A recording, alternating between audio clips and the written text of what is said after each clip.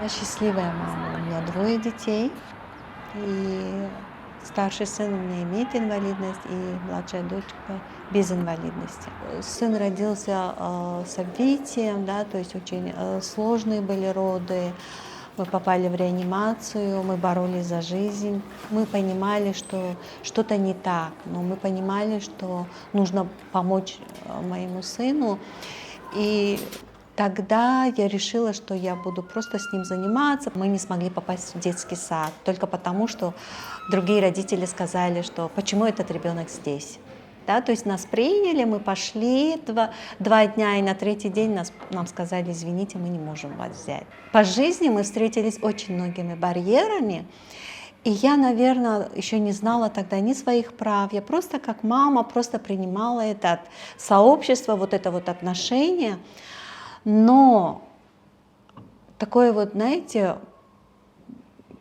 борьба, да, и вопрос, почему, у меня пришел тогда, когда мне сказали, твой ребенок должен пойти в интернат. Вот здесь у меня мое внутреннее эго, оно взорвалось. Сказала, почему? Почему ребенок у соседей идет в школу, а почему мой ребенок должен пойти в интернат? Я вот этого уже не принимала. То есть вот здесь я начала бороться за то, чтобы мой ребенок был в сообществе.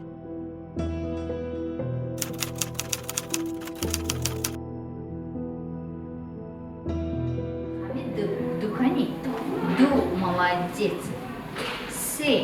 Я попала на международные курсы по инклюзивному образованию. 3 месяца прожила в Индии, а потом, вернувшись, еще я выполнила план, который я составляла там же. То есть это было задачей курса, да.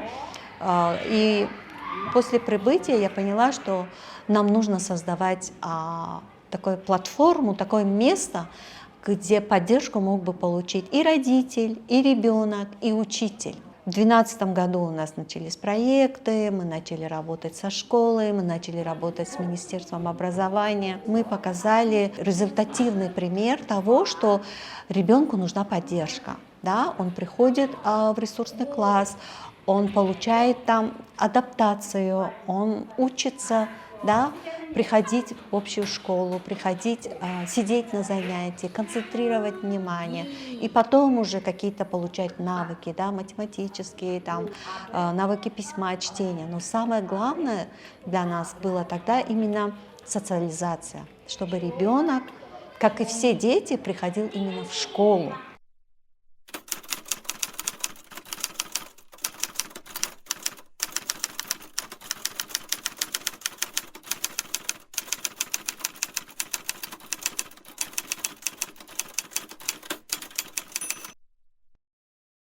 Абдурашид, иди сюда. Ресурсный класс находится на базе общеобразовательной школы, да? И здесь мы еще проводим такие, скажем, мастер-классы по трудовым навыкам.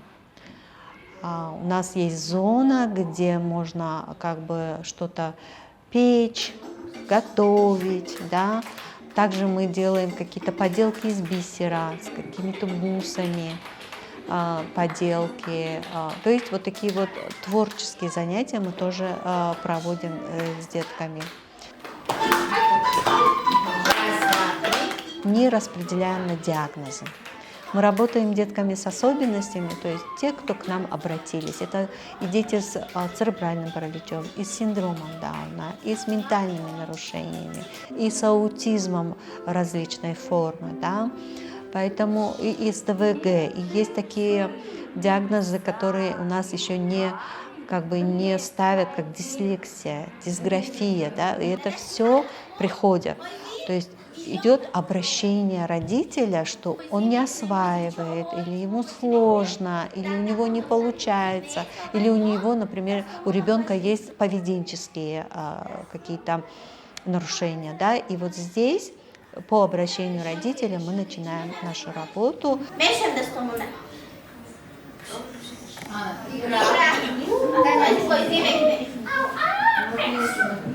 کورس سر کردم من بسیار معقول شد. اگر مثال با کودک مثال قطعی کودک اگر یاد میگیری اگر مادر خرسند شود یا کودکم یگانچی رو یاد میگیرد خرسند میشد، من همین خرسندی رو میبینم، کوشش میکنم که بسیار قطعی همین کودک رو کار کنم.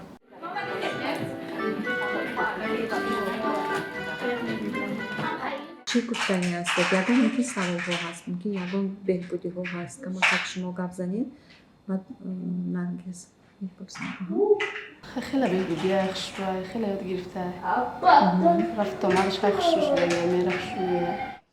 Наш ресурсный класс непосредственно обращается от 30 до 50 семей в год. Да, то есть они приходят, получают какой-то навык, кто-то занимается 3 месяца, кто-то занимается 6 месяцев, а кто-то вот уже, например, занимается 3-4 года, потому что ребенку нужна постоянная поддержка.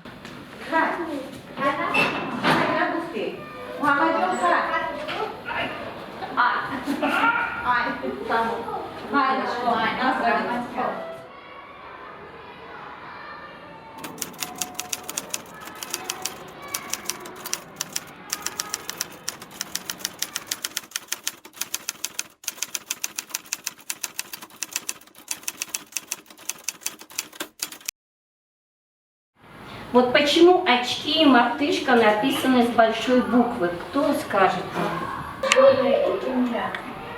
Человек всегда пишется с большой заглавной. Правильно. То есть он обращается, да, к человеку с большой заглавной буквы. Молодец, хорошо. Да.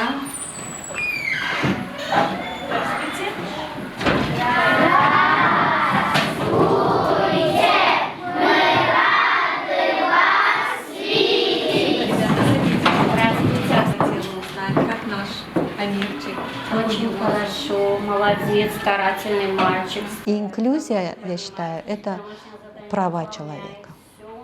Да, когда мы не выделяем, не отделяем, не сегрегируем, да, не дискриминируем, а именно принимаем таким, какой он есть, со всеми его особенностями, со всеми его, там, скажем, какими-то потребностями, да. Вот для меня инклюзия это семья и это права.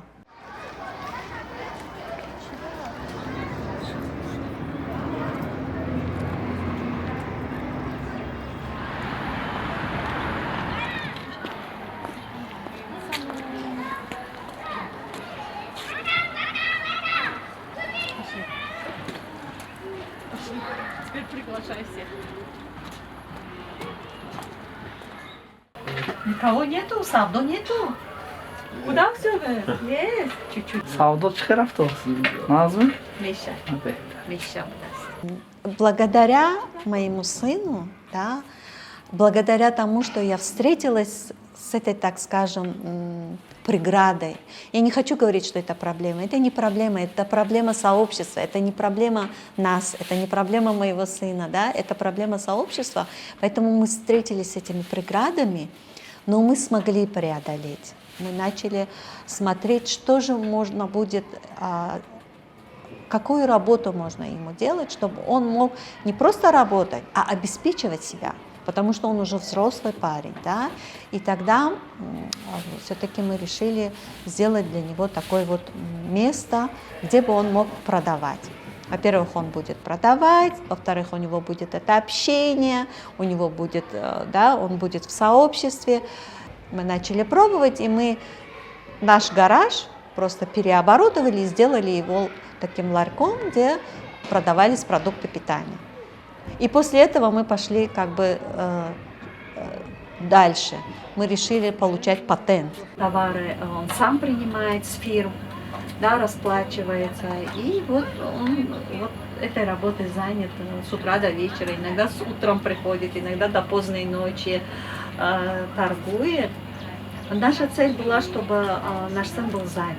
Он понимал, что он нужен, что он не просто там живет, существует, а чтобы он именно работал, зарабатывал и чувствовал себя нужным. Добро пожаловать.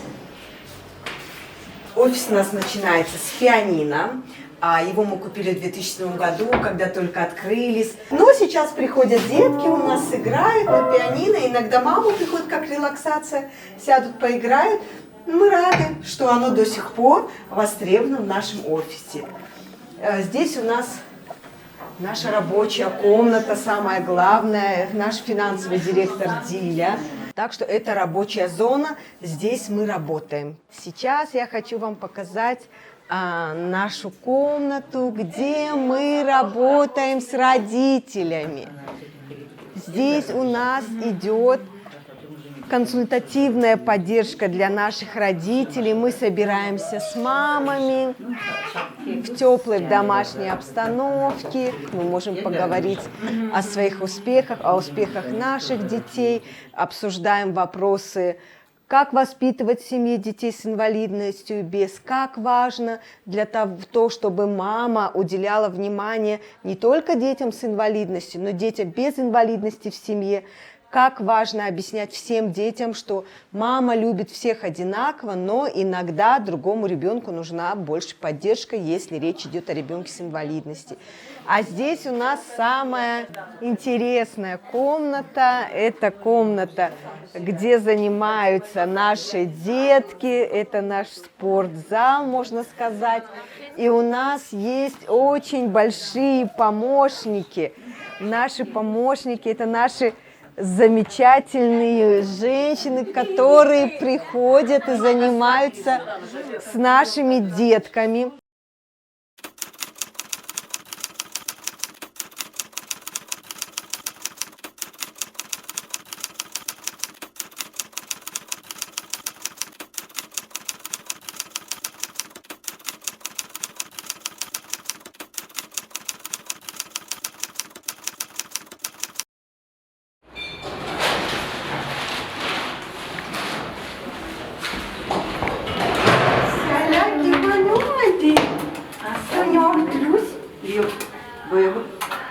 Любая мама может к нам прийти, получить психологическую поддержку, это самое главное. Также мы можем ее сопровождать, если это необходимо, в медицинских учреждениях, в образовательных учреждениях. Мы консультируем здесь по тому, какие права есть в сфере социальной, в медицинской и в области образования. И мы обеспечим, если маме необходимо, если она столкнулась с какой-то трудностью, мы обеспечим сопровождение. Юридическое, правовое, да, и при необходимости мы можем пойти в учреждение и сопроводить маму. Инклюзия – это то, что наши дети в обществе, да? Что наших детей принимают такими, какие они есть, что их не отталкивают, что на них не показывают пальцами, что наши дети, как и дети без инвалидности, ходят в детские сады, ходят в школу, учатся в вузах, женятся, выходят замуж, заводят семьи, рожают детей, живут такой же жизнью, как и все, конкурентоспособны на рынке труда. Инклюзия – это когда люди с инвалидностью ничем не отличаются от людей без. И живут все вместе, рядом, и никогда никто не скажет, что ты не такой, как я.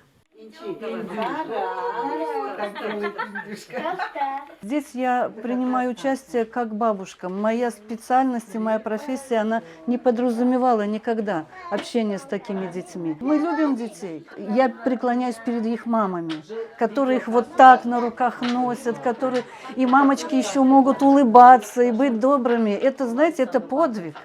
Ну и поэтому нам хочется вот чуть-чуть к этому подвигу тоже присоединиться. И, глядя на этих мам, мы какие-то силы в себе находим жить.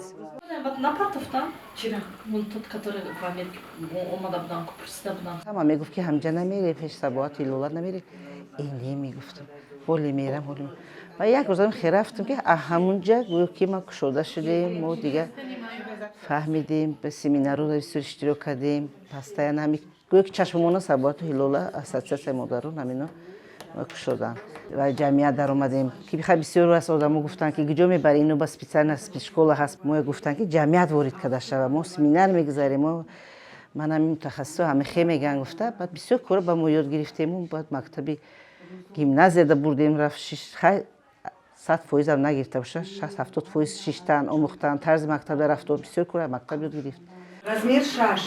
Шмога. Вам взрослый. Гражданский сектор – это жизнь, особенно организации, работающие в сфере инвалидности. Мы уже все большая семья, мы все друг дружку поддерживаем, делимся материалами, все. Сейчас у нас около 3000 родителей в нашей картотеке, но сейчас намного сложнее с проектами. Доноры уходят, и не всегда для донора приоритет сфера инвалидности. Поэтому сейчас очень сложно поиски доноров, поиск проектов. Многие организации, которые работают в регионах, из-за этого закрываются. بعد بسیار جدا من در جای حجتخانه هم جای دست قپک‌ها برای کودک‌های مخصوص دست قپک‌ها نداشتم.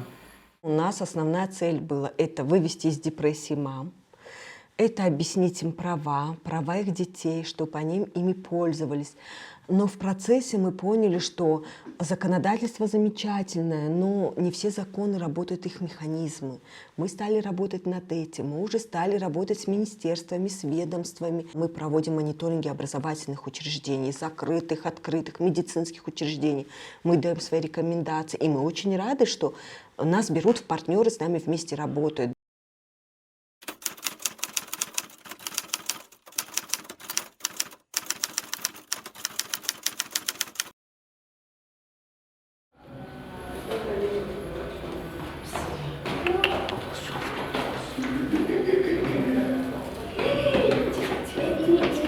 Я изначально планировала, что я буду преподавателем русского языка и литературы, буду журналистом, но рождение моей дочери все перевернуло. Все случилось так, что когда ей исполнилось 8 лет, я, в принципе, знала, я изучила наше законодательство, какие у нее права. И я увидела, что по нашему законодательству, по закону, на тот момент закону об образовании, закону о социальной защите инвалидов, было там написано, что именно родители или опекуны выбирают, где их дети с инвалидностью будут получать образование. Я собрала документы, пошла в ближайшую школу, как раз она русскоязычная, я пошла в эту школу и сказала, что вот у меня ребенок с инвалидностью, вот заключение психолога медико-педагогической консультации, что она может обучаться в общеобразовательной школе, и я хочу, чтобы моя дочь обучалась в вашей школе. Но директор школы мне сказал, что нет, в моей школе инвалиды не учатся, в интернат ее отправьте, я ее не приму. Я была в шоке, конечно же. Я не понимала, почему нет. Закон на стороне моего ребенка. Конвенцию о правах инвалидов мы ратифицировали. Почему нельзя, чтобы мой ребенок учился в школе? Я сразу пошла в район. Я когда пришла, я так плакала, мне так было обидно. Я говорю, вот вы понимаете, у меня ребенок с инвалидностью, но его не принимают в школу только из-за того, что у него инвалидность. Он так на меня посмотрел, говорит, давайте сюда документы. Ваша девочка учится в этой школе. 1 сентября добро пожаловать. И вот благодаря этому в 2007 году была создана первая в Таджикистане ассоциация родителей детей с ограниченными возможностями.